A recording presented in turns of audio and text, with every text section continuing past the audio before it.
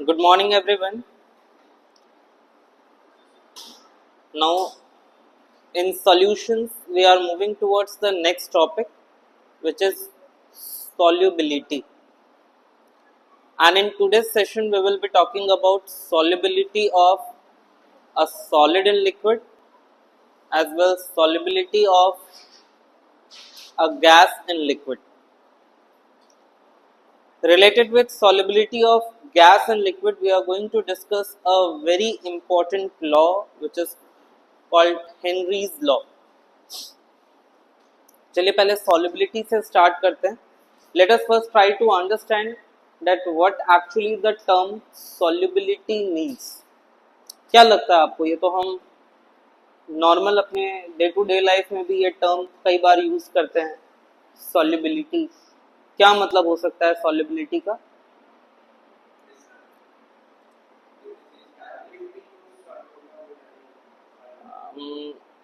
Just ability to get soluble या कुछ और डेफिनेट कह सकते हैं. Can we call it as the amount of solute which can be dissolved in some definite amount of solvent at the given condition of temperature and pressure is called the solubility of that solute in that given solvent. किसी भी solute का एक maximum amount जो solvent के किसी definite amount में dissolve हो सकता हो under the given conditions of temperature and pressure, उसे क्या कहा जाएगा?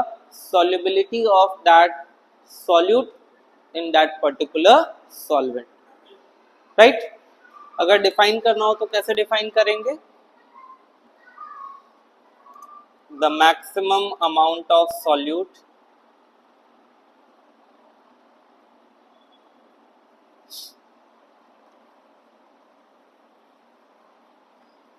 that can be dissolved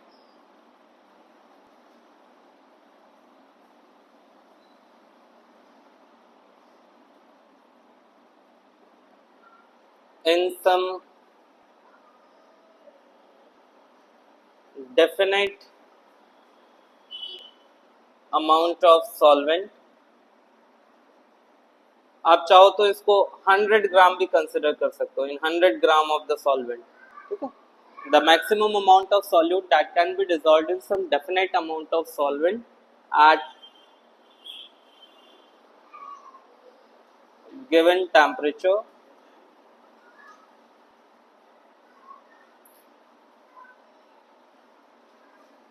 is the solubility of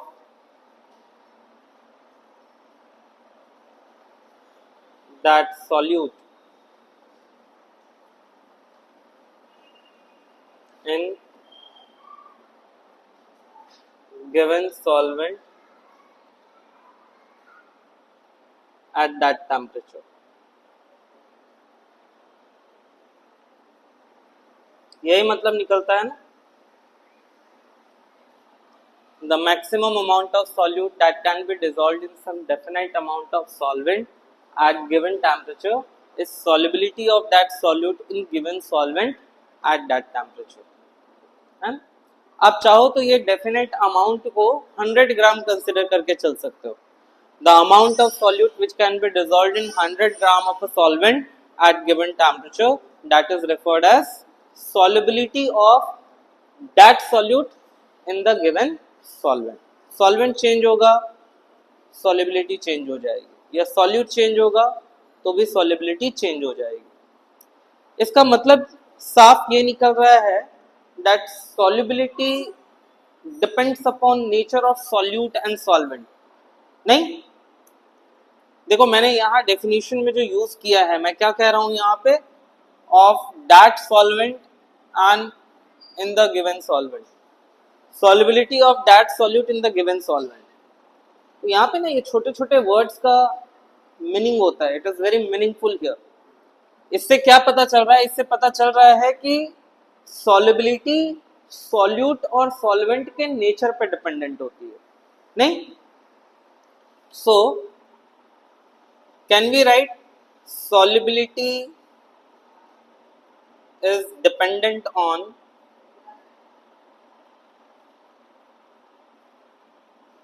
nature of solute and solvent. अच्छा, और कोई फैक्टर है जो सॉल्युबिलिटी को अफेक्ट कर रहा है जो आपको डेफिनेशन से दिख रहा हो? देखो, प्रेशर मैंने यूज नहीं किया है, प्रेशर नहीं यूज किया है। आप चाहो तो यूज कर सकते हो, क्योंकि solid in liquid, this solubility remains unaffected by pressure, but the solubility of gas in liquid is affected by pressure. तो आप यहाँ पे गिवन टेम्परेचर एंड प्रेशर लगा सकते हो। मैं यहाँ लिख देता हूँ, solubility is also dependent on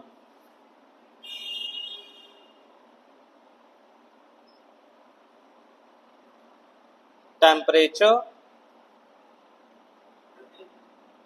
and pressure। और प्रेशर में जो है मैं यहाँ पे ब्रैकेट में लिख देता हूँ with some exception.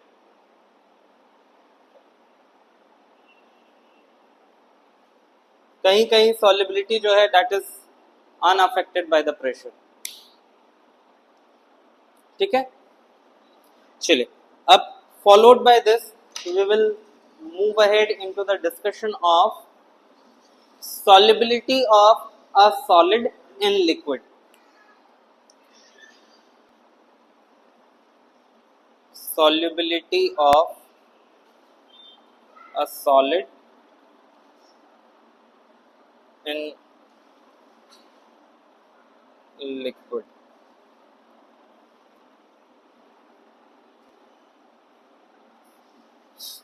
Solubility of a solid in liquid। देखिए, सॉल्युबिलिटी के लिए ना एक यूनिवर्सल रूल है, इसको याद रखिएगा, like dissolves like, like dissolves like. This is the universal law for the solubility, like dissolves like. क्या याद रखना है आपको? Like dissolves like. इसका मतलब ये है that solutes which are polar in nature, they will dissolve in polar solvents only। Polar समझते हो ना, जिसमें डाइपोल मोमेंट फॉर्म हो रहा हो, जिसमें आयोनिक कैरेक्टर आ रही हो, वो सभी पोलर होते हैं।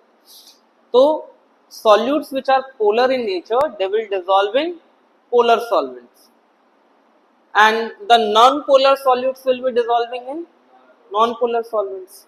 तो इसका मतलब मैं यहाँ पे आगे लिख रहा हूं, that is polar solutes dissolve in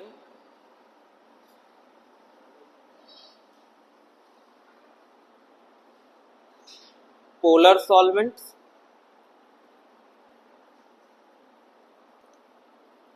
whereas non-polar solutes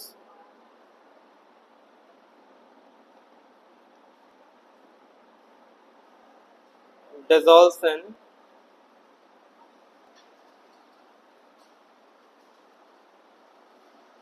non-polar solvents।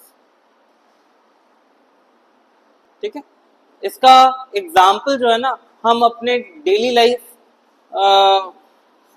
Application से ही समझ लेते हैं, जो हम रोज एनकाउंटर कर रहे हैं, जो हम रोज फेस कर रहे हैं।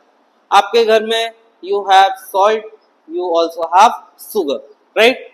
What happens when you add salt and sugar to water? It will dissolve, है ना? Salt and sugar when added to water, that gets dissolved in water, that means they are soluble in water। Why they are soluble in water?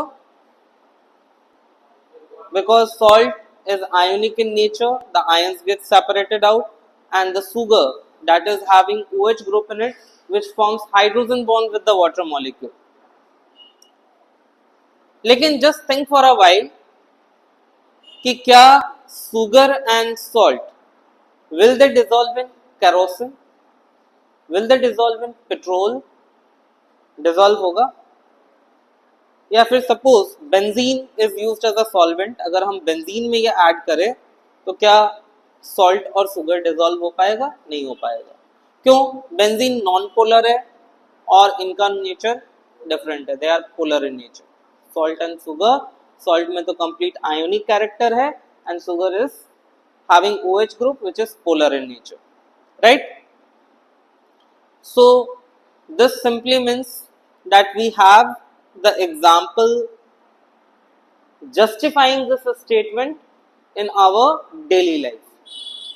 थोड़ा सा इससे हट के भी सोचते हैं। आपके घर पे कैम्फर है, आपके घर पे नैफ्थलीन बॉल्स भी है। कभी कैम्फर और नैफ्थलीन बॉल्स को पाउडर करके वाटर में ऐड करने की कोशिश कीजिएगा। Do you think they will dissolve in water? नहीं। Why? Because camphor and naphthalene balls are non-polar in nature. उनका नेचर कैसा है?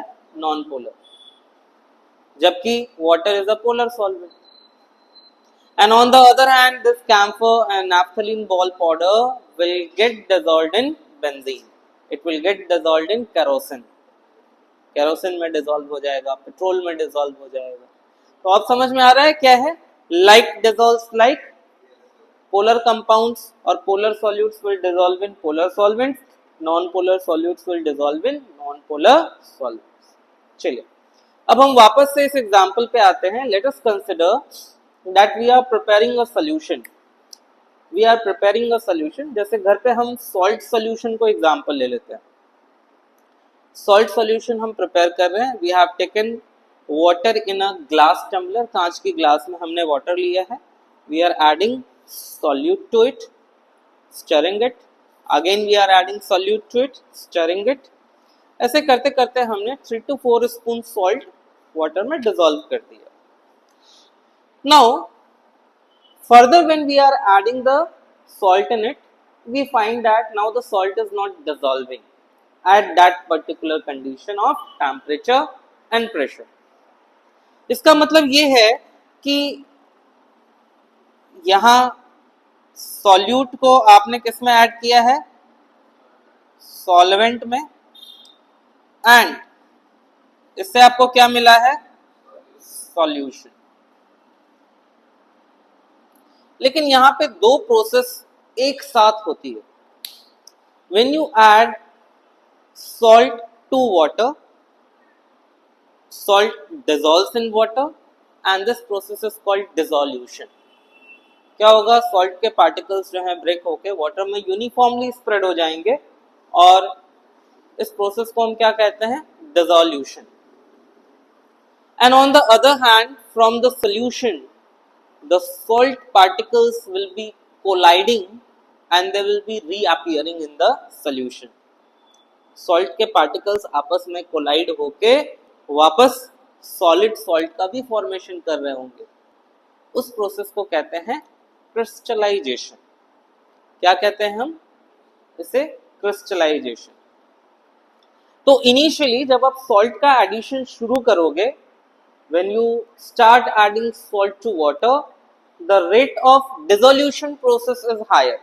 दैट मीन्स ये जो मैंने प्रोसेस लिख रखा है ना, इसमें फॉरवर्ड प्रोसेस जो है वो हायर रेट पे हो रहा होगा। more and more salt will be dissolving, dissolution will be taking place, but slowly crystallization will also increase its rate. जैसे जैसे आप और ज्यादा सॉल्ट का एडिशन करोगे, क्रिस्टलाइजेशन प्रोसेस भी वहां पे अपनी रेट को इंक्रीज करेगा। And then a stage will come where the rate of dissolution and the rate of crystallization both becomes equal. आप एक ऐसे स्टेज पे आ जाओगे जिसमें सॉल्ट का dissolution and crystallization of the salt from solution दोनों की रेट इक्वल हो जाएगी। इसको हम कहते हैं इक्विलिब्रियम। क्या कहा जाता है इसे? Equilibrium. And more correctly that is known as dynamic equilibrium. ये चीज आपने 11th स्टैंडर्ड में भी पढ़ा है। इसको हम कहते हैं डायनामिक इक्विलिब्रियम। डायनामिक इक्विलिब्रियम का क्या मतलब है? आपको लगेगा कि अब इस सिस्टम में कुछ नहीं हो रहा, there is no change taking place in the system, लेकिन the change is happening there. Why you are not able to notice any change there? You are not able to notice any change because both the rates are equal. दोनों के दोनों rate equal हैं. Forward process और backward process दोनों के दोनों same rate पे हो रहे हैं, इसीलिए कंसंट्रेशन कैसा हो जाता है, कांस्टेंट. ठीक है, तो इसका मतलब ये हुआ that when a solute is added to solvent,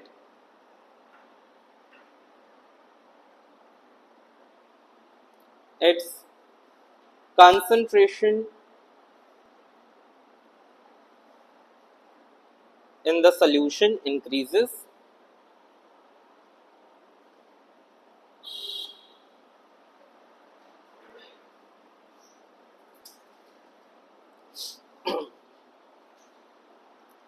and at the same time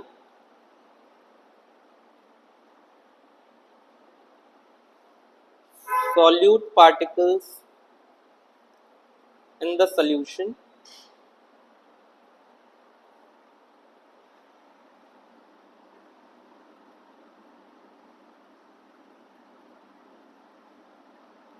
collides and results into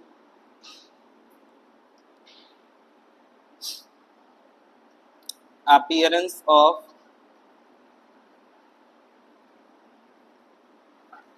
solute.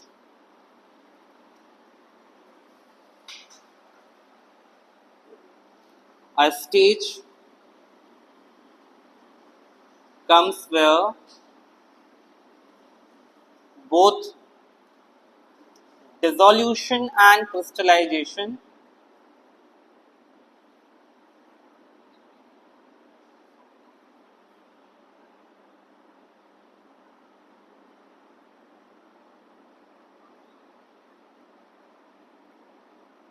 occurs at the same rate.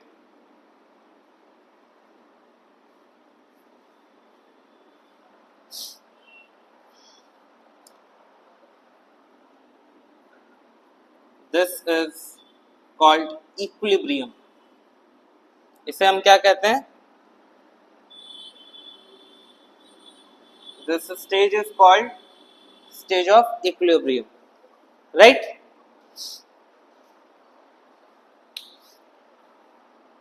इसमें एडिशनली आपको ये भी याद रखना है that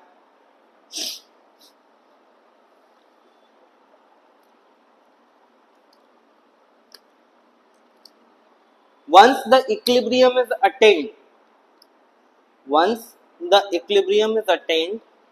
at that condition the solution is having maximum amount of solute dissolved in it at given condition of temperature, and that solution is known as saturated solution. क्या कहते हैं उसे? Saturated solution. So अगर saturated solution define करना हो तो कैसे करोगे? How you will define saturated solution? बोलो. What is saturated solution?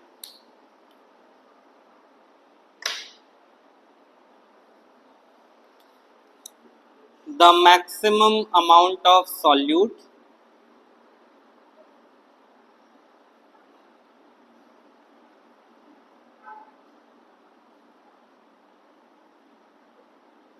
that can be dissolved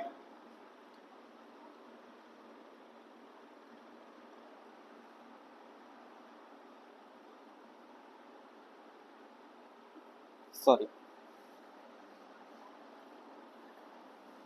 again I was writing solubility part only. It is the solution having maximum amount of solute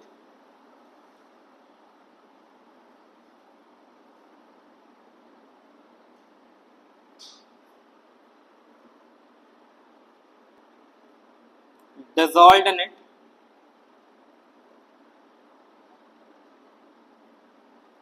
at given temperature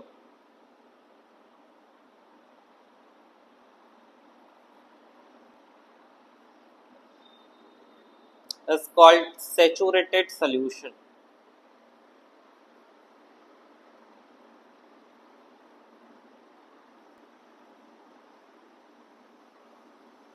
A solution having maximum amount of solute dissolved in it at given temperature is called saturated solution. पढ़ा हुआ है, 9th standard में भी पढ़ा होगा आपने. क्या मतलब है सैचुरेटेड सॉल्यूशन का शौर्य? A solution with maximum amount of solute dissolved in it at the given temperature, that is known as saturated solution. Whereas what is unsaturated solution? Unsaturated का क्या मतलब होगा? A solution where more solute can be dissolved. इसमें maximum amount of solute dissolved है, तो और ज्यादा solute का डिसोल्यूशन अभी इस टेम्परेचर पे पॉसिबल नहीं है. जबकि अनसैचुरेटेड में क्या होगा? Unsaturated solution will have more and more solute dissolution in it at the given temperature, है ना? तो whereas a solution in which more amount of solute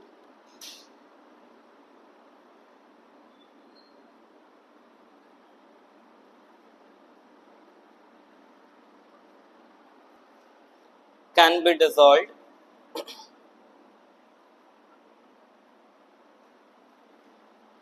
at given temperature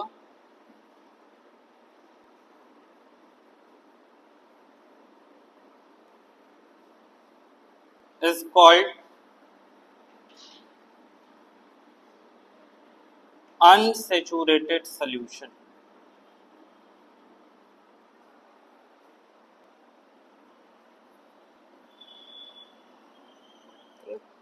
A solution in which more amount of solute can be dissolved at a given temperature is called unsaturated solution. Can we convert an unsaturated solution into saturated one? क्या हम unsaturated solution को saturated solution में convert कर सकते हैं? कैसे? By adding more solute. अगर आपके पास अनसैचुरेटेड सॉल्यूशन है Sunny, if you have unsaturated solution, उसमें और ज्यादा सॉल्यूट का एडिशन कीजिए. जिस मोमेंट पे फर्दर सॉल्यूट का डिसोल्यूशन बंद हो जाए, it got converted into saturated solution.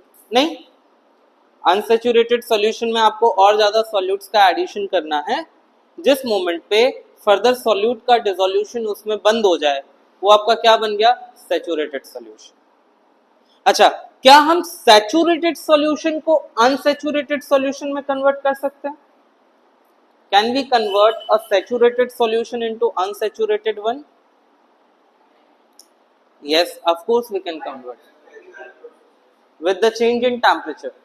अगर हम टेम्परेचर इंक्रीज करेंगे, the more amount of solute can be dissolve. जैसे आप देखो, नॉर्मल वाटर में a definite amount of sugar dissolve, लेकिन उसी वाटर को अगर आप हॉट कर दो, हीट कर दो, more and more sugar cane be dissolved in it. नहीं, तो saturated solution can be converted into unsaturated by increasing the temperature. चलिए, अब एक टर्म आता है इसके साथ जिसे हम कहते हैं super saturated solution. Let us think about super saturated solution now. Super saturated solution क्या होता है?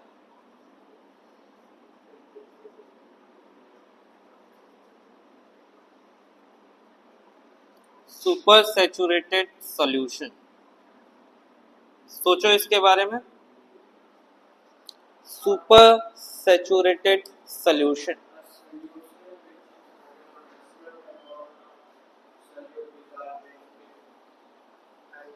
which is having even more than maximum amount of solute present in it.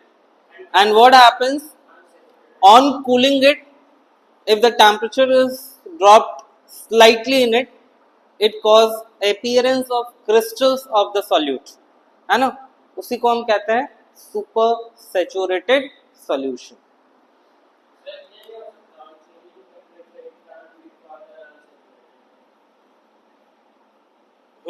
हो सकता है.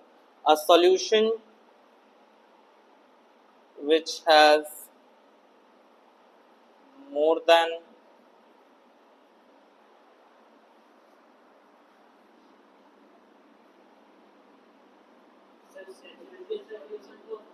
maximum amount of solute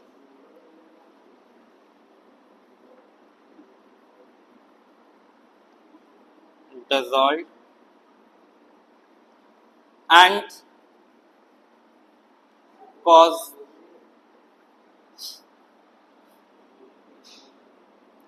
crystals of solute to separate into it. Sentence पूरा कर लेना. A solution which has more than maximum amount of solute dissolved and cause crystals of solute to separate just by lowering temperature by small amount.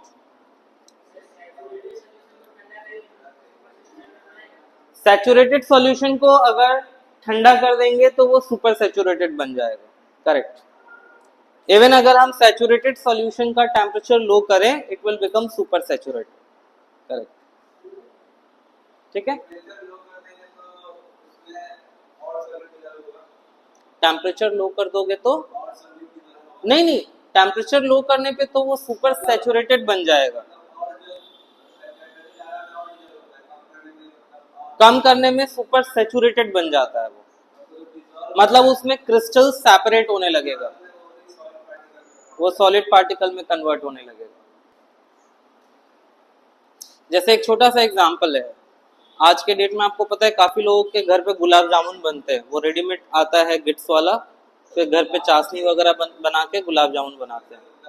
तो उसमें जो चाशनी जो बनती है ना, उसमें क्या करते हैं, पानी को बहुत गर्म करते हैं, उसमें शुगर एक्सेस अमाउंट में डाल देते हैं. फिर वो जब चाशनी ठंडी होने लगती है, उसका टेम्परेचर जब लो होने लगता है, तो क्या होता है, शुगर के क्रिस्टल्स अपीयर होने लगते हैं, है ना. तो ठंडा होने पे वो कैसा हो गया, सुपर सैचुरेटेड हो गया, और उसमें क्रिस्टलाइजेशन प्रोसेस की रेट बढ़ गई. गुलाब जामुन के ऊपर भी क्रिस्टल्स बनने लगता है. सही बात है. चलिए, fine. So now I need space to discuss effect of temperature and pressure on the solubility of solid in liquid. ठीक है. solubility of solid in liquid से related आपको देखो क्या क्या important चीजें बताई मैंने.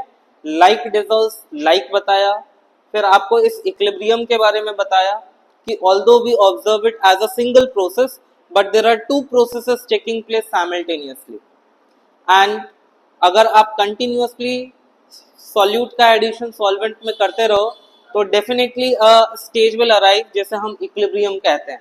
इक्विलिब्रियम पे क्या होगा, rate of dissolution is equal to rate of crystallisation.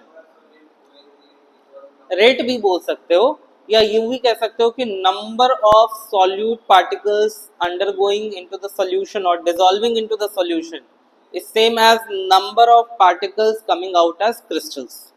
या सिंपली कहो rate of dissolution is equal to rate of crystallisation. Okay.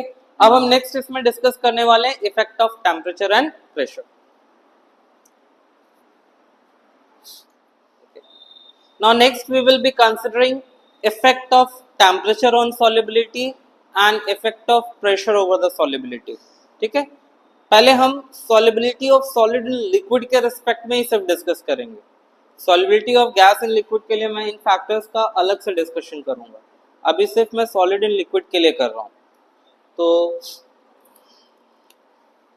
Effect of temperature देखते हैं पहले.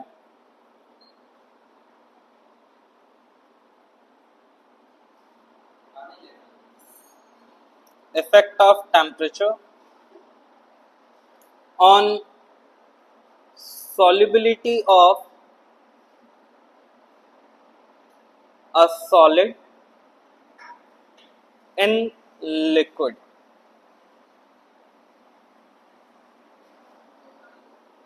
Effect of temperature on solubility of a solid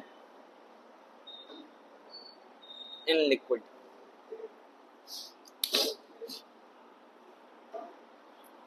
देखो ये समझने के लिए ना आपको पहले ये भी समझने की जरूरत है that dissolution of solute in solvent or dissolution of solid in a liquid can have two different nature. It can be a exothermic dissolution or it can be an endothermic dissolution. Solid का liquid में dissolution exothermic हो सकता है और endothermic भी हो सकता है. तो एक बार फिर से मैं लिख रहा हूं सॉल्यूट प्लस सॉल्वेंट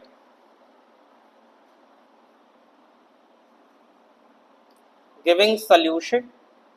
और इक्विलिब्रियम के लिए मैंने यहाँ पे डबल एरो शो किया है. और इसमें जो एंथैल्पी चेंज हो रही है ना, उस एंथैल्पी चेंज को मैं यहाँ पे लिख रहा हूँ डेल्टा एच. एंथैल्पी चेंज को क्या लिख रहा हूँ? Delta H. Delta H is the enthalpy change. अब आप मुझे ये बताइए कि एक्सोथर्मिक डिसोल्यूशन अगर हुआ, एक्सोथर्मिक डिसोल्यूशन का मतलब ये है सॉरी एक्सोथर्मिक डिसोल्यूशन का मतलब ये है कि आपने जब सॉलिड को लिक्विड में ऐड किया, सॉलिड लिक्विड में डिसॉल्व तो हुआ लेकिन उसके साथ साथ हीट का जनरेशन हुआ, एनर्जी रिलीज हुई. तो जब भी एनर्जी रिलीज होती है तो डेल्टा एच क्या होता है? नेगेटिव. अगर हीट रिलीज हो रही है तो डेल्टा एच क्या होगा? नेगेटिव. तो in exothermic dissolution you can take example of dissolution of alkali metal hydroxides in water. Alkali metal hydroxides जैसे lithium hydroxide, sodium hydroxide, potassium hydroxide, इनको अगर वाटर में ऐड किया जाए they dissolve in water and they produce immense amount of heat. इनका dissolution कैसा है? Exothermic. तो एक्सोथर्मिक डिसोल्यूशन का मतलब ये हुआ, क्या हम ऐसे लिख सकते हैं? एक्सोथर्मिक डिसोल्यूशन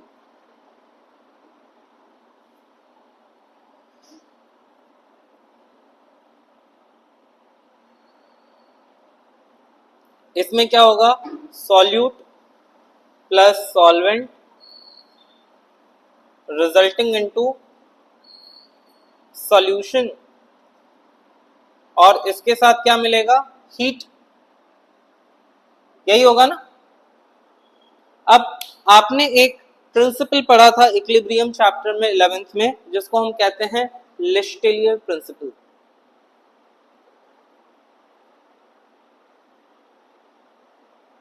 याद आ रहा है कुछ? ये क्या कहता है कि अगर कहीं कोई इक्विलिब्रियम एस्टैब्लिश हो चुकी है और उस इक्विलिब्रियम में अगर हम किसी भी तरह का कोई चेंज करते हैं, if we do any change in the equilibrium, हम उसके कंपोनेंट्स के कॉन्सेंट्रेशन को चेंज कर दें या फिर हम वहां पे एनर्जी चेंज कर दें, तो क्या होगा? इक्विलिब्रियम डिस्टर्ब हो जाएगी और उसके बाद वो प्रोसेस या वो रिएक्शन उस डायरेक्शन में जाएगा जहां वो उस चेंज को मिनिमाइज कर सके, जहां वो उस चेंज के इफेक्ट को कम कर सके. राइट? अब आप एक्सोथर्मिक डिसोल्यूशन में देखिए, solute plus solvent, it is giving out solution plus heat energy is released. Right? अगर मैंने यहाँ पे एक्सटर्नली टेम्परेचर इंक्रीज की तो क्या होगा? अगर मैं एक्सटर्नली इसे हीट दे रहा हूँ, टेम्परेचर दे रहा हूँ, ऑलरेडी यहाँ हीट रिलीज हो रहा है और मैं एक्सटर्नली और ज्यादा हीट दे रहा हूँ तो क्या होगा? इक्विलिब्रियम डिस्टर्ब होगा. किस डायरेक्शन में जाएगा ये प्रोसेस? राइट? लेफ्ट की तरफ ना, है या नहीं? ये उस डायरेक्शन में प्रोसीड करेगा जहां पे हम जो एक्सटर्नली हीट दे रहे हैं वो हीट का कंजप्शन हो और वापस से नई इक्विलिब्रियम स्टैब्लिश हो पाए, राइट। तो as a result it will go in backward direction. जब ये बैकवर्ड डायरेक्शन में होगा तो क्या होगा, सॉल्यूट और सॉल्वेंट तो अलग हो जा रहे हैं, तो सॉल्युबिलिटी पे क्या असर पड़ा, इंक्रीज हुई या डिक्रीज हुई। एक्सोथर्मिक डिसोल्यूशन में we have raised the temperature, raising the temperature cause this process to occur in backward direction. So what effect it will have on solubility? Solubility decreases, है ना।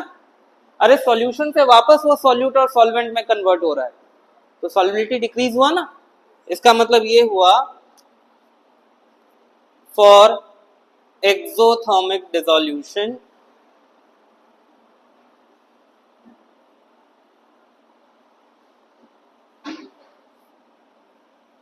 lowering the temperature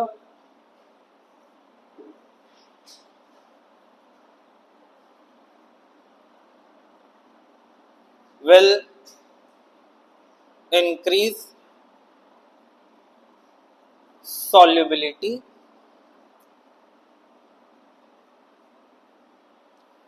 of solid in liquid while increasing the temperature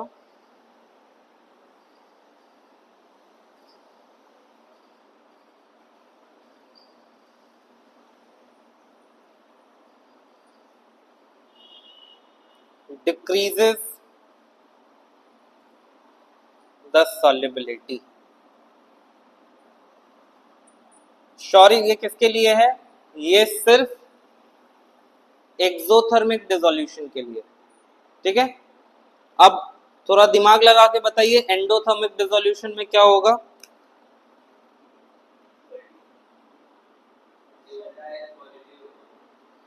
endo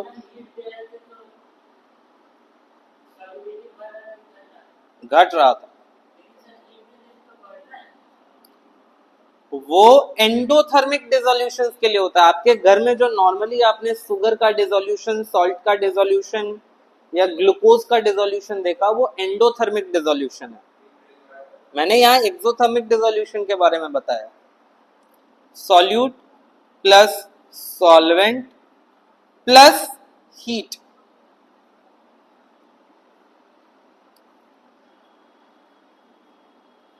gives solution. ये endothermic dissolution है। यहाँ जो enthalpy change होगा ना वो positive होगा, मतलब वो हीट एब्जॉर्ब कर रहा है इस प्रोसेस में। तो इसके लिए क्या होगा, इसका जस्ट उल्टा होगा। अगर यहाँ पे टेम्परेचर राइज करोगे तो it is favourable, it will increase the solubility. नहीं तो कैसे लिखेंगे इसको, for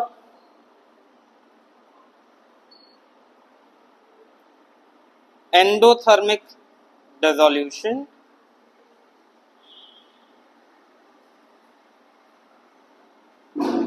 the solubility of solid in liquid increases with rise in temperature, जो कि आपने सबसे ज्यादा अपने डेली लाइफ में एक्सपीरियंस किया है।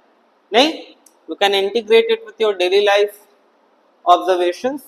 देखा है ना घर पे, जैसे चाशनी बनाते वक्त वाटर को गर्म हीट किया, बॉईल किया, फिर चीनी डाला, तो ज्यादा से ज्यादा चीनी उसमें डिसॉल्व होगा, सॉल्युबिलिटी हैज इंक्रीज्ड। नहीं, सो एंडोथर्मिक डिसोल्यूशन के लिए solubility of solid in liquid increases with rise in temperature. इस पूरे प्रोसेस को मैं जानबूझ के इस तरह से लिख रहा हूं क्योंकि यहाँ पे आप इक्विलिब्रियम का कॉन्सेप्ट और Le Chatelier's प्रिंसिपल कैसे अप्लाई हम कर रहे हैं ये समझ गए तो आपको बहुत आसानी रहेगा। कभी भी आप एप्लीकेशन बेस्ड क्वेश्चंस का आंसर इस पे दे सकते हो, ठीक है। इससे प्रीवियस पार्ट में मैंने आपको बताया था कि there is an equilibrium established here, है ना, इक्विलिब्रियम एस्टैब्लिश होती है।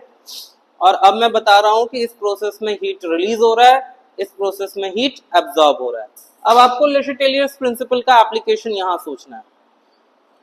यहाँ पे हीट ऑलरेडी रिलीज हो रहा है, अगर हम इसे हीट देते हैं तो ये हीट, ये कंपोनेंट बढ़ रहा है, तो इस प्रोसेस को किस डायरेक्शन में जाना चाहिए, बैकवर्ड डायरेक्शन में, ताकि वो हीट का कंजप्शन करके इसमें कन्वर्ट हो सके।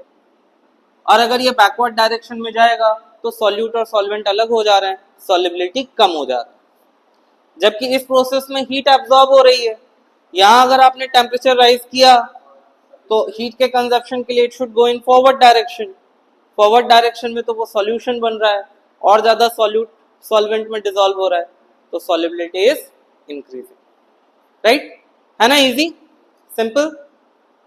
चलिए अब देखते हैं effect of pressure. Effect of pressure में मैं कुछ नहीं लिखूंगा, आप मुझे ये बताइए कि सॉलिड और लिक्विड, बस यही दो कंपोनेंट, दो फिजिकल स्टेट यही इन्वॉल्व है ना।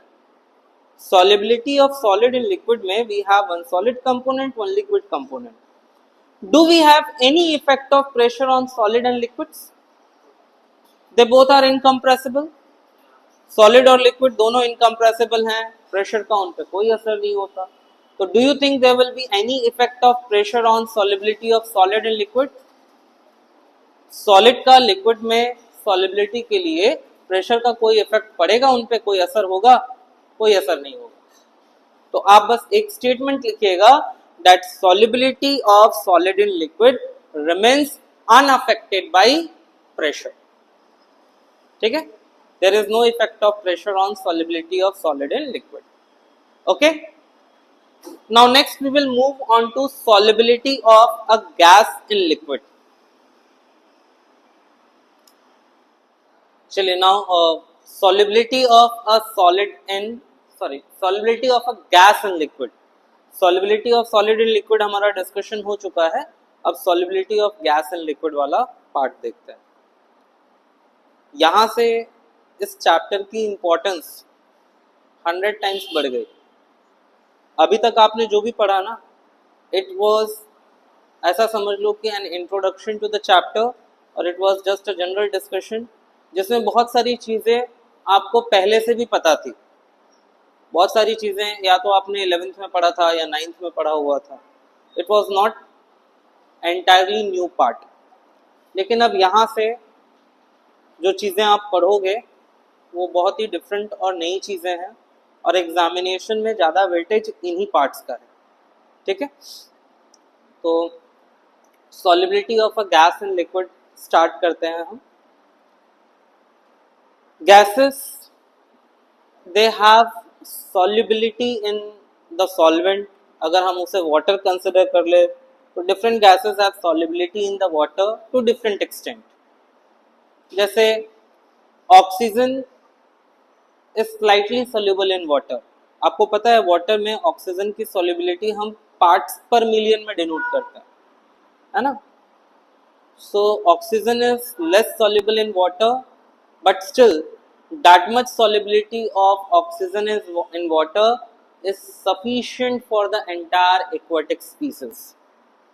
ऑक्सीजन वाटर में लेस soluble है, बट इसके बावजूद वो जितना भी soluble है उतनी solubility aquatic species के लिए काफी है या नहीं. While on the other hand, hydrogen chloride gas is highly soluble in water.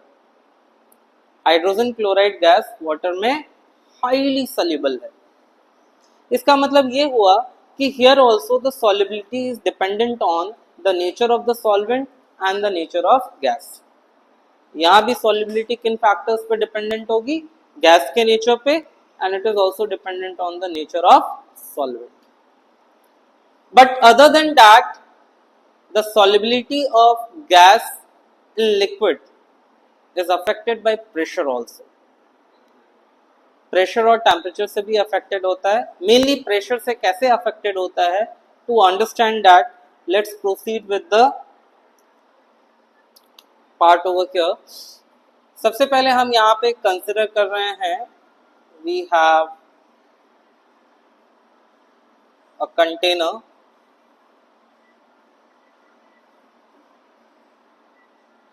इस कंटेनर में मैं यहाँ पे दिखा रहा हूँ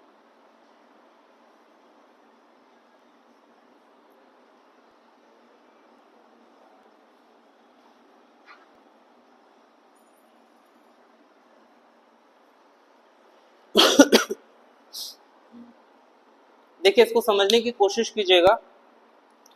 ये जो है ना ये सॉल्यूशन है, इस सॉल्यूशन में वी हैव, पहले मैं सॉल्वेंट के लिए यहाँ पे ऐसे ये शो कर दे रहा हूँ, these blue dots are all solvent. ये ब्लू वाले डॉट्स क्या हैं? सॉल्वेंट है। और अब मैं इसके साथ कुछ ब्लैक डॉट्स कर रहा हूँ। What are these black dots? These are solute, मतलब ये गैस है ना। और इसके अलावा ये गैस यहाँ पे ऊपर इसके सरफेस पे भी है, राइट।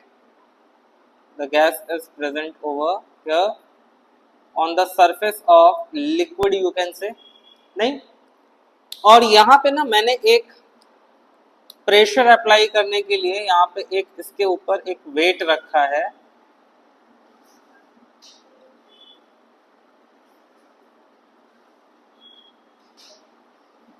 इसको W1 कह दिया। एनसीईआरटी का ही डायग्रामेटिक एक्सप्लेनेशन बता रहा हूँ, एनसीईआरटी का ही, ठीक है। इसके ऊपर मैंने W1 रखा है।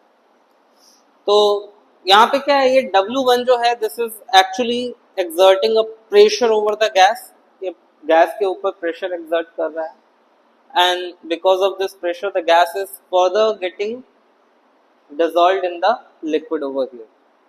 दो प्रोसेसेस यहाँ पे हो रही है। कौन सी प्रोसेस?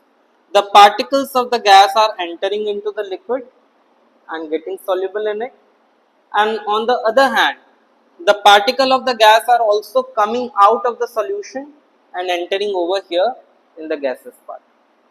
दोनों प्रोसेस हो रही है, जैसे सॉलिड इन लिक्विड में बताया था ना, वैसे यहाँ पे भी हो रहा है। गैस का डिसोल्यूशन भी हो रहा है और गैस यहाँ से वापस बाहर भी आ रहा है, ठीक है। अब मैं क्या करूंगा, अब मैं यहाँ पे प्रेशर इंक्रीज करूंगा। I will increase pressure over here.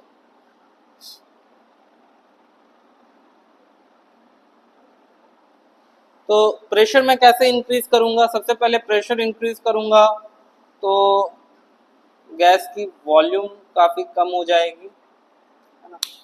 यहाँ पे फिर से मैं ये ब्लू डॉट्स दिखा रहा हूँ। ब्लू डॉट्स मीन्स लिक्विड,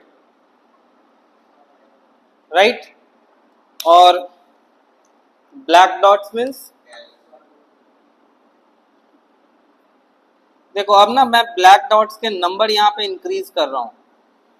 ये ब्लैक डॉट्स के नंबर इंक्रीज करके मैंने यहाँ पे क्या शो करने की कोशिश की है, that more amount of gas has dissolved into the liquid now. इसमें और ज्यादा गैस का डिसोल्यूशन हो चुका है, यही ना। और यहाँ पे मैं जो है ना थोड़ा ये ऐसे रैंडम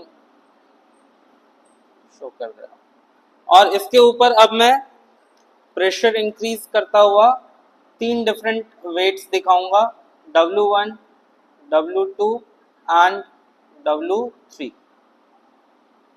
ये डायग्राम आप देखो एनसीईआरटी में भी आपको मिल जाएगा, ठीक है। इसका मतलब ये हुआ, इन दोनों में डिफरेंस क्या है?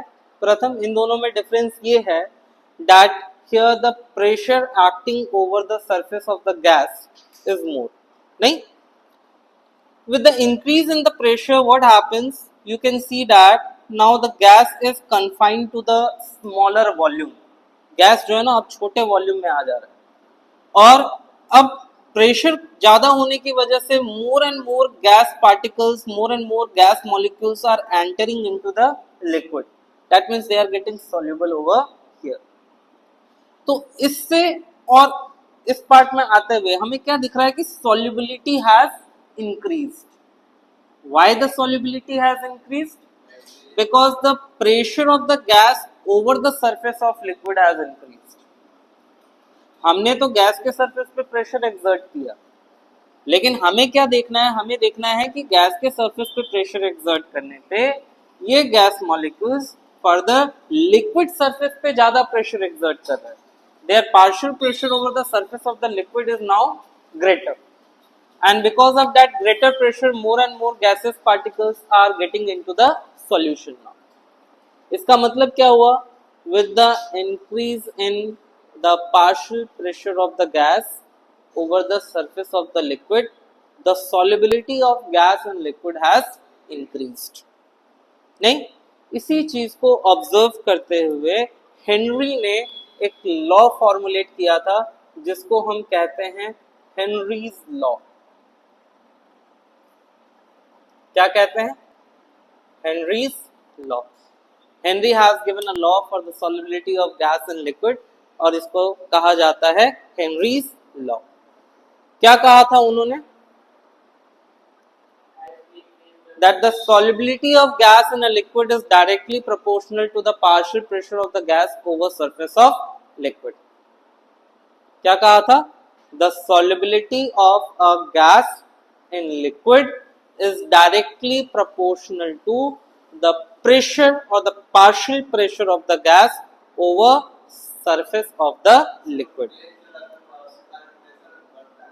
हाँ, आप जो वेट यहाँ पे रखे हो ना, ये वेट क्या कर रहा है? ये गैस को कंप्रेस कर रहा है, गैस को लोअर वॉल्यूम में ले आ रहा है।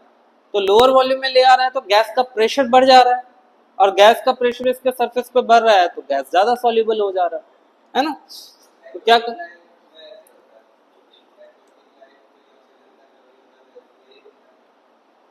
एक्वेटिक लाइफ में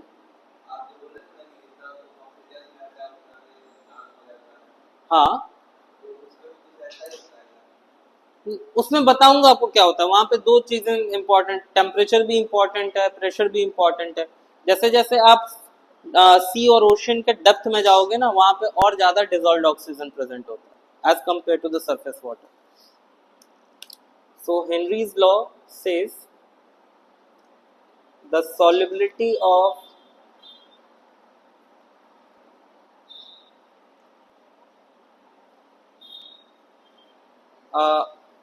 gas in liquid is directly proportional to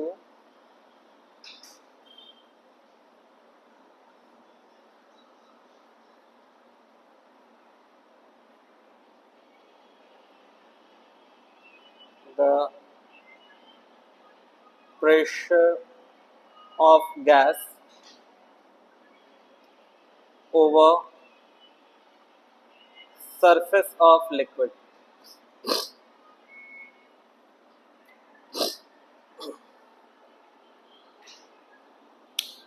The solubility of a gas in liquid is directly proportional to the pressure of gas or partial pressure of the gas over surface of liquid.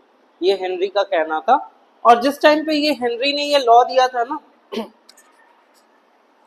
जिस time पे Henry has given this law, उस वक्त Henry के contemporary थे Dalton, और Dalton ने भी इसको एग्री किया। डाल्टन ने भी कहा that the partial pressure of the gas and its solubility in the liquid are directly proportional. ठीक है? अब यहां पे मैं एक स्टेप आगे बढ़ रहा हूं। मैं क्या कर रहा हूं?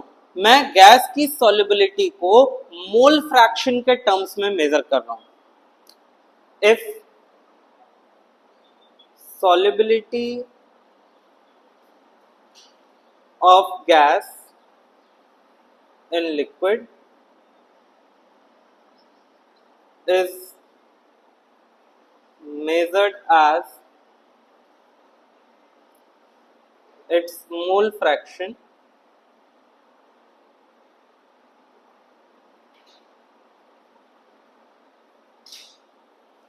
then Henry's law can be stated as, देखो मैंने यहाँ क्या चेंज किया, मैंने यहाँ पे ये चेंज किया कि ऊपर तो मैंने सिर्फ solubility of gas in liquid is directly proportional to pressure of gas ऐसा कह दिया। मैंने यहाँ पे सीधा सॉल्युबिलिटी कहा है। अब ये सॉल्युबिलिटी किसी भी टर्म्स में हो सकती है, मोलारिटी, मोलालिटी, किसी भी टर्म्स में हो सकता है। लेकिन यहाँ मैं स्पेसिफाई कर रहा हूँ कि if the solubility of gas in liquid is measured as its mole fraction in the solution, then Henry's law can be stated as, क्या कहेंगे?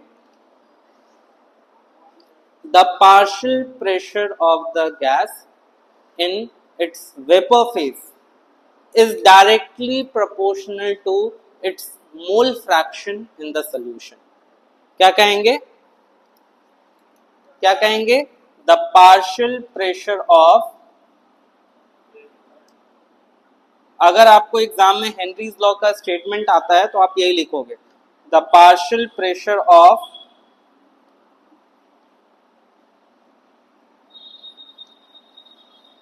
Gas in its vapour phase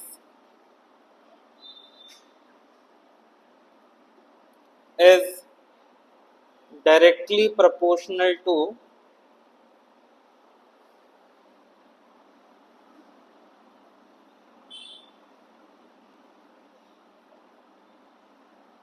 its mole fraction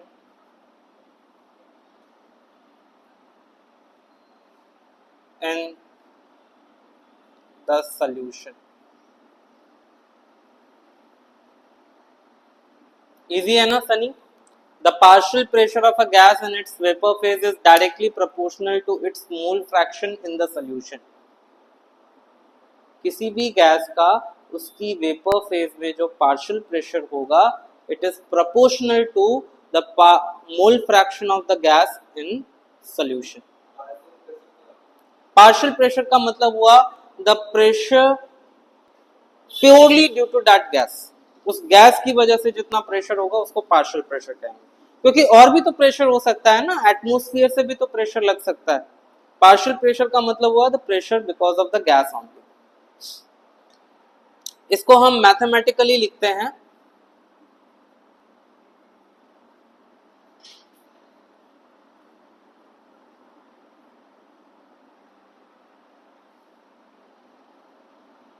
P is equal to KH into chi, means partial pressure is equal to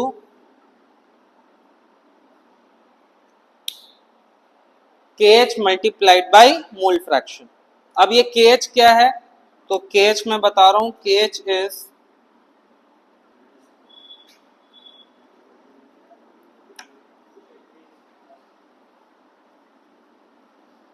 Henrys constant. KH क्या है?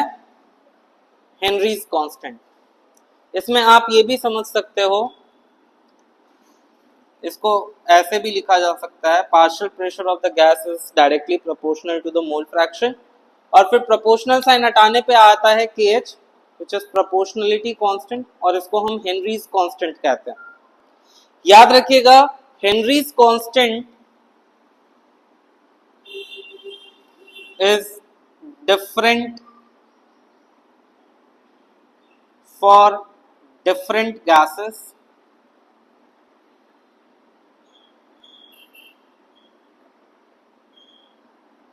at same temperature।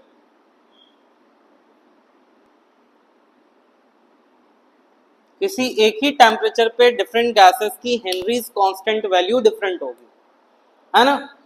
और इससे एक चीज और समझ में आ रहा होगा, प्रथम शौर्य एक और चीज समझ में आ रहा होगा इसमें कि smaller the value of KH higher will be the solubility. नहीं, अरे partial pressure is proportional to, और partial pressure is the product of Henry's constant and mole fraction. अब अगर इसमें KH कम हुआ तभी ना मोल फ्रैक्शन ज्यादा होगा। इक्वेट करने के लिए, प्रेशर से इक्वेट करने के लिए अगर KH कम होगा तभी ना मोल फ्रैक्शन ज्यादा होगा, और मोल फ्रैक्शन क्या है? सॉल्युबिलिटी है, right. So smaller the value of KH higher is the solubility. याद रखिएगा आपके मल्टीपल चॉइस क्वेश्चंस में रिपीटेडली 3 सालों से ये बोर्ड एग्जामिनेशन में आ रहा है।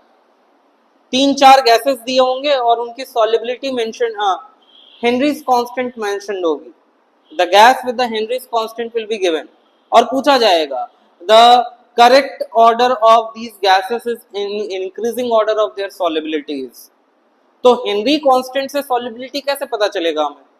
हेनरी कांस्टेंट से सॉलिबिलिटी इसी पार्ट से पता चलेगा कि smaller the KH higher is solubility. ठीक है, तो ये भी याद रखिएगा। इसको मैं कहां पे लिखूं? Smaller the value of KH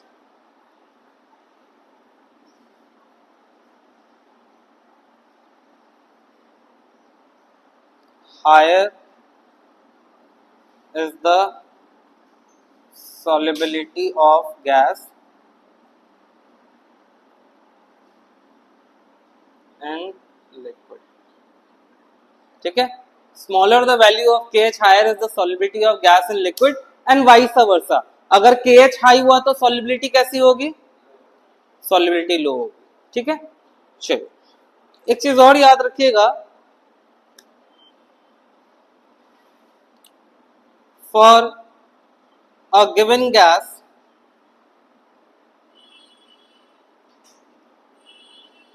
KH increases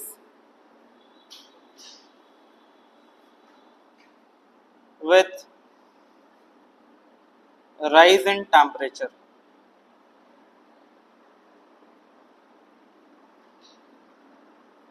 किसी भी एक पर्टिकुलर गैस के लिए जैसे जैसे आप टेम्परेचर बढ़ाओगे वैसे वैसे उसका KH वैल्यू इंक्रीज होता जाएगा।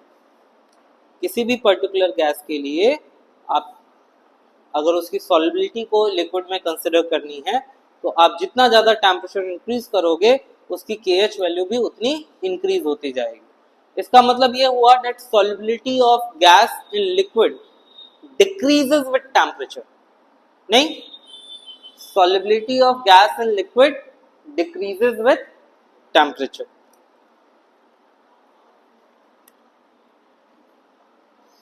Solubility of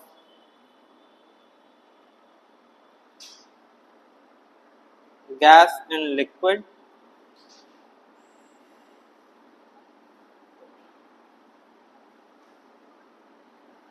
decreases with rise in temperature। Temperature बढ़ा तो solubility कम हो जाएगी, right? Solubility of gas and liquid decreases with rise in temperature। अब इसी का ना आपको एक और एक्सप्लेनेशन मैं दूंगा इसी पार्ट का, why the solubility of gas and liquid decreases with rise in temperature।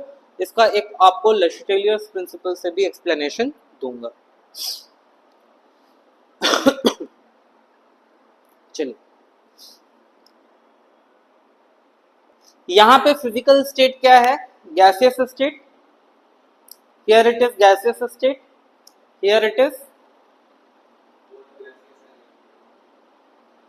Gas. तो डिसॉल्व हो गया ना लिक्विड में, तो यहाँ पे एक ही स्टेट एग्जिस्ट करेगा ना, कौन सा होगा? Liquid. Here it is liquid, here it is gas. So when a gas dissolves in liquid, the process can also be visualized as condensation of gas। एक गैस लिक्विड में जब डिसॉल्व हो रहा है और वो लिक्विड का पार्ट बन जा रहा है तो आप इसको कंडेंसेशन प्रोसेस की तरह भी देख सकते हो। It is the condensation of the gas. उस कंडेंसेशन से it has converted into the liquid solution. नहीं, अब मुझे ये बताइए कि कंडेंसेशन प्रोसेस कैसी प्रोसेस है, एक्सोथर्मिक या endothermic? It is exothermic process और एंडोथर्मिक प्रोसेस। एक्सोथर्मिक होगा। कंडेंसेशन प्रोसेस में क्या होता है, गैस को लिक्विड में कन्वर्ट करने के लिए हीट लूज करना पड़ता है, राइट? तो इट इज एक्सोथर्मिक प्रोसेस। और एक्सोथर्मिक प्रोसेस में अगर हम टेम्परेचर इंक्रीज करेंगे तो क्या होगा? As per Le Chatelier principle it will move backward, और जब बैकवर्ड मूव करेगा तो गैस इससे अलग होने लगेगा। That means solubility will decrease। तो इसकी एक्सप्लेनेशन में Le Chatelier's प्रिंसिपल के अकॉर्डिंग भी लिख रहा हूं, चलेगा?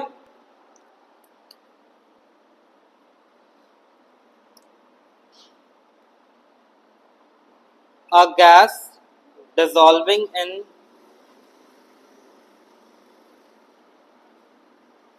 liquid can be seen as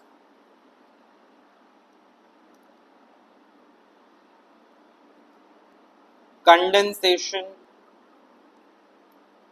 of the gas which is an exothermic process.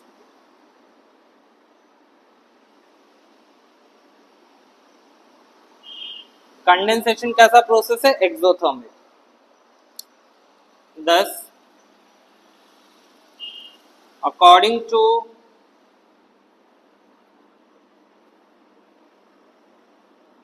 Le Chatelier's principle,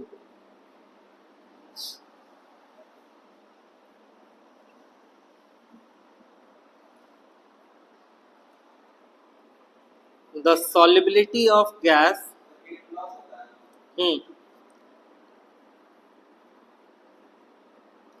liquid will decrease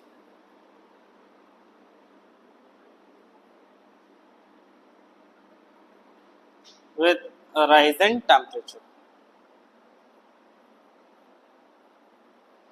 ठीक है, तो आपको अगर एग्जामिनेशन में ये क्वेश्चन पूछा जाता है that what happens to the solubility of gas in liquid with rise in temperature and why, तो पहले तो with the rise in temperature solubility of gas in liquid decreases, और why जो पूछा जाएगा ना, रीजन, उसमें आप दो तरह से एक्सप्लेन कर सकते हो.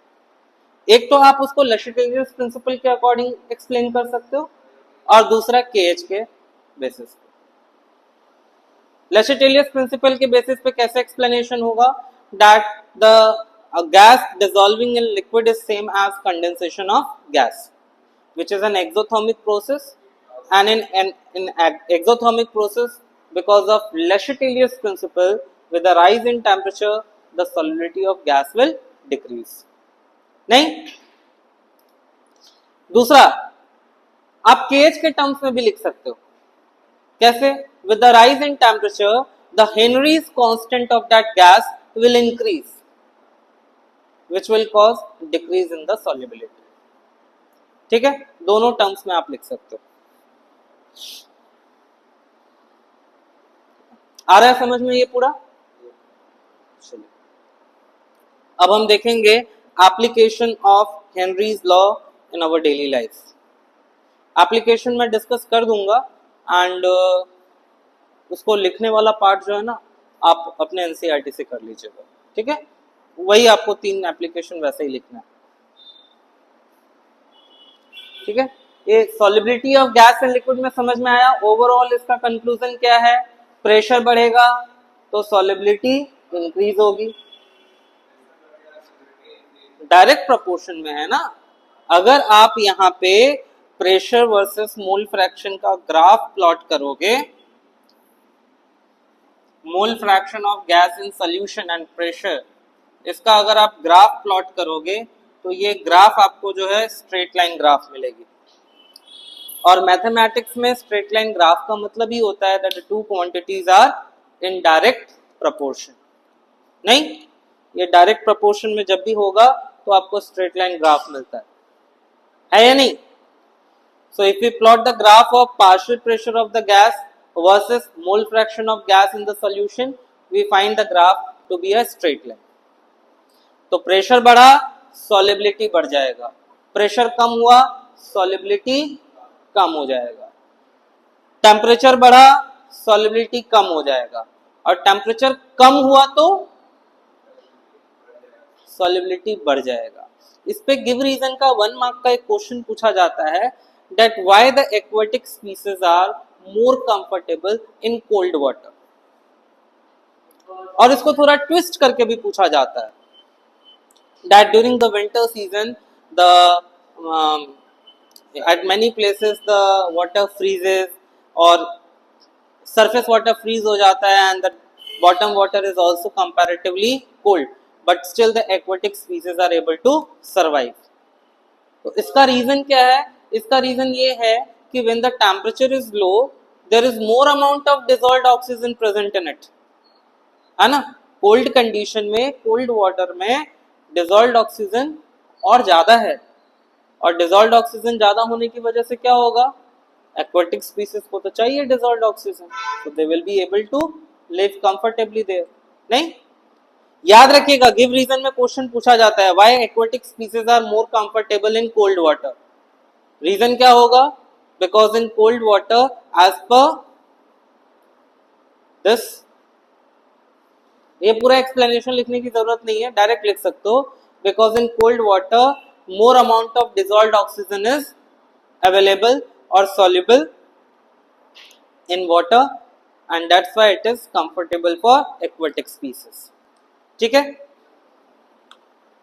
याद रहेगा, क्वेश्चन याद रहेगा ना, पूछा जाता है, बोर्ड एग्जामिनेशन का क्वेश्चन बता रहा हूं ये, why aquatic species are more comfortable in cold water. और कभी कभी इसको ट्विस्ट करके भी पूछा जाता है, तो ट्विस्टेड भी अगर हो तो उसका आंसर सेम यही है, that in cold water more amount of oxygen can dissolve, dissolved oxygen ज्यादा होता है वहां पे, that's why. ठीक है, चलिए अब हम देखते हैं application of Henry's law, direct application of Henry's law. आपको पता है मार्केट में these days soda water and aerated soft drinks like Pepsi, Thumbs Up, Coke, these are very common. And what is common in all these drinks? They have carbon dioxide gas dissolved in it, right? So, to increase the solubility of carbon dioxide gas in these aerated drinks, the bottle of these cold drinks are sealed under high pressure. ये जितने भी aerated और soft drinks होते हैं ना, इन soft drinks की बोतल जो है अंडर हाई प्रेशर सील की जाती है, जिससे प्रेशर ज्यादा होने की वजह से क्या होगा, more and more carbon dioxide will be dissolving in it. आपने नोटिस किया होगा कि जैसे ही आप उसके कैप को ओपन करते हो, what happens, are you able to hear some sound, gas escapes from it, right. Pressure कम किया आपने, सॉल्युबिलिटी कम हो गई, सॉल्युबिलिटी कम हुई तो जो गैस डिसॉल्व स्टेट में था वो वापस गैस के फॉर्म में बाहर निकला, पूरा नहीं निकला. फिर से आपने कैप क्लोज कर दिया, फिर ओपन करोगे, फिर से थोड़ा सुनाई देगा, और आप 5-6 बार अगर ऐसा करोगे, उसके बाद वो कोल्ड ड्रिंक फ्लैट हो जाता है. फ्लैट हो जाता है मतलब it is just flavoured water, carbon dioxide का अमाउंट उसमें 0 हो जाता है ना. 0 तो नहीं होगा, बहुत कम हो जाएगा, राइट. तो एक एप्लीकेशन ये आपको याद रह जाएगा, that the bottle of aerated drinks or soft drinks are sealed under high pressure to make more and more CO2 dissolve in the water, right. ज्यादा से ज्यादा कार्बन डाइऑक्साइड को डिसॉल्व करने के लिए बोतल की कैप की सीलिंग अंडर हाई प्रेशर की जाती है. दूसरा बताता हूं, दूसरा है that the scuba divers, scuba divers समझते हो. स्कूबा डाइवर्स का मतलब हुआ those divers which go to the deep oceans, है ना, डेप्थ ऑफ ओशंस और सी में जाते हैं because of their adventure work, या फिर कुछ खोज करने के लिए जाते हो, कुछ स्टडी करने के लिए जाते हो. If scuba divers they carry the normal cylinders, अगर वो नॉर्मल एयर सिलेंडर्स कैरी करके जाते हैं, तो क्या होगा कि at the depth of the ocean, at depth of the sea, the pressure is very high. Pressure कितना होगा, बहुत हाई होगा. नॉर्मल सरफेस से प्रेशर बॉटम में जो है बहुत हाई होगा, और हाई प्रेशर की वजह से more and more amount of gases will dissolve in the blood of scuba divers. ज्यादा से ज्यादा गैसेस जो है स्कूबा डाइवर्स के ब्लड में डिसॉल्व होगा, और उन गैसेस में सिर्फ ऑक्सीजन नहीं होगा, नाइट्रोजन भी होगा. अब क्या होगा कि ये स्कूबा डाइवर्स जब सरफेस पे आएंगे तो रैपिडली प्रेशर कम होगा, और प्रेशर कम होने से जो एक्सेस गैस डिसॉल्व हुआ था वो गैस वापस स्केप करने की कोशिश करेगा. Now when the excess of the nitrogen gas which got dissolved in the blood escapes out, it blocks the capillaries. Bubble बनता है और वो बबल क्या करता है, ब्लड कैपिलरीज को ब्लॉक कर देता है। ब्लड कैपिलरीज ब्लॉक होने की वजह से एक बहुत ही पेनफुल कंडीशन राइज होती है जिसको मेडिकली कहा जाता है Bent's. That condition is called Bent's. बहुत ही पेनफुल कंडीशन होता है वो। ऐसा ना हो इसीलिए स्कूबा डाइवर्स को जो सिलेंडर दिया जाता है, there the air is diluted with helium. उसमें 11.7% हीलियम, 52.8% के आसपास नाइट्रोजन होता है and the remaining is oxygen. याद रहेगा?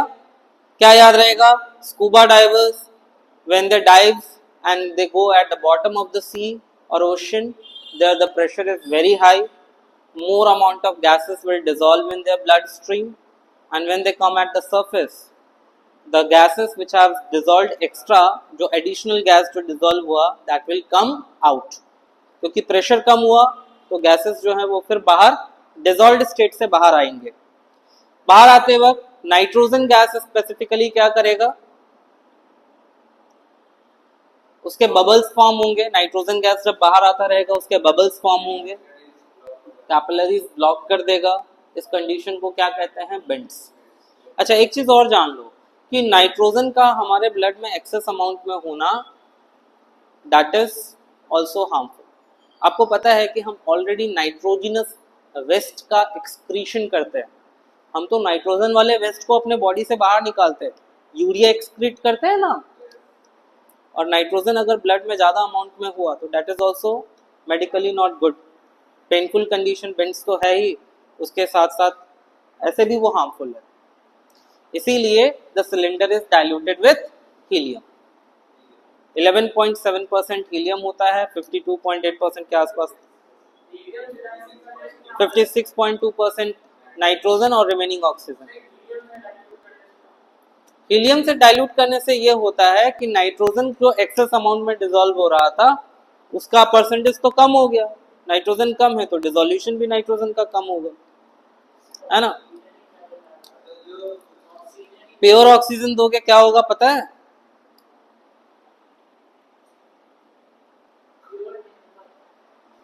Pure oxygen will be again it will, हाँ हेनरी लॉ आया ना, why the gases have dissolved more in the blood stream, क्योंकि प्रेशर ज्यादा था। प्योर ऑक्सीजन होने से ये होगा, प्योर ऑक्सीजन जो है ना सपोर्टर ऑफ कंबशन, आपको पता है oxygen is a supporter of combustion. अगर प्योर ऑक्सीजन होगा तो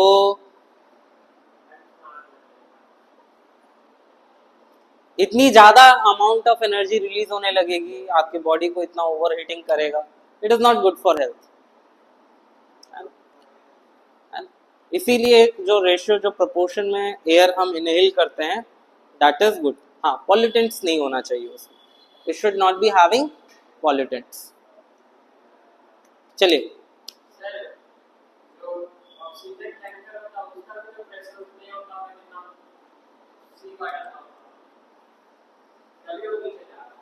हाँ चलिए अब नेक्स्ट देखें। Mountain climbers, mountain climbers when they go at the higher altitudes, higher altitudes पे क्या है, प्रेशर कम है। प्रेशर कम होने की वजह से less amount of oxygen will be dissolving in their blood, right. और ऑक्सीजन डेफिशिएंट होने पे the person lose ability to think properly. क्या होगा, जैसे जैसे आप ऊंचाई पे जाओगे आपके बॉडी में, आपके ब्लड में ऑक्सीजन का डिसोल्यूशन कम हो जाएगा। क्यों कम हो जाएगा? क्योंकि प्रेशर कम हो गया है ना। ऑक्सीजन की डिसोल्यूशन कम होने से ऑक्सीजन ब्रेन को प्रॉपर मिलेगा नहीं, और ऐसे कंडीशन में आप प्रॉपरली थिंक नहीं कर पाओगे। Your ability to think properly will vanish. इस मेडिकल कंडीशन को कहते हैं anoxia.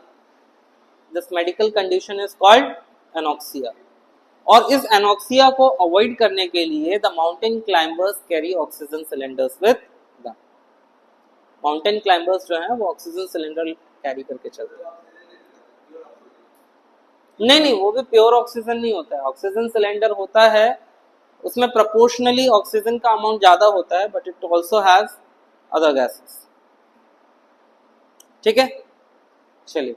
So this completes your solubility of gas and liquid. Henry's law also got completed. Numerical question है, इस पे 2 न्यूमेरिकल क्वेश्चन है। अगर आप पेशेंस रखोगे तो अभी सॉल्व करेंगे, अदरवाइज कल करेंगे।